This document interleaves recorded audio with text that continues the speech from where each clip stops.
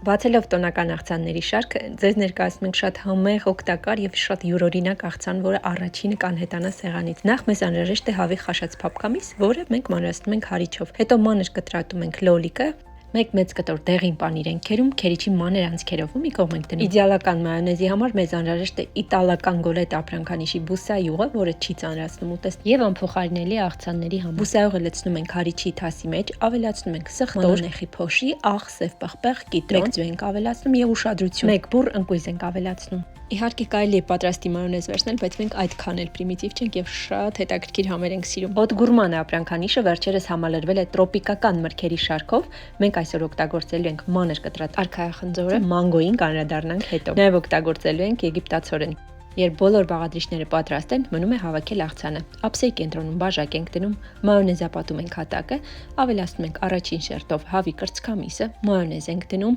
ավելացնում ենք լոլիկը, մայոնեզապատում ենք, քանի որ մեզ մոտ մայոնեզը համեմված է բոլոր համեմունքներով, այստեղ բոլորովին կարիք չկա ամեն շերտի վրա համեմել։ Մայոնեզը ինքնին արդեն բավական է։ Ու այսպես բոլոր բաղադրիչները իրար ետևից դնելով, ամենավերջին շերտը դնում ենք հավի կրծքամիսը, կրկին մայոնեզապատում ենք եւ ամեն շերտը դնելուց հետո ես խորհուրդ եմ տալիս անպայման գթալիկով այսպես սեղմել, որպեսզի մեր աղցանը կայուն ստացվի։ Ամենավերջում ավելացնում ենք քերած պանիր, այսպես տորթի նման ձևավորելով բոլոր կողմերով ու ձևավորում ենք սամիթի տերևներով, նուռով, այստեղ կարող եք ձեր երևակայությունը միացնել։ Եվ ատեսեք ինչ շքեղ գունեղ աղցան է ստացվում, անպայման պահպանեք ու պատրաստեք, քանի որ չափազանց համեղ է եւ խոստանում եմ բոլոր համտեսողները պահանջելու են բաղադրատոմսը։ Չմոռանամ հուշել, որ աղցանը մատուցելուց առաջ գոնե կես ժամով տեղավորենք սառնարանում։ Բոլորիդ մաղթում եմ բարյախորժակ եւ մնացեք մեզ հետ։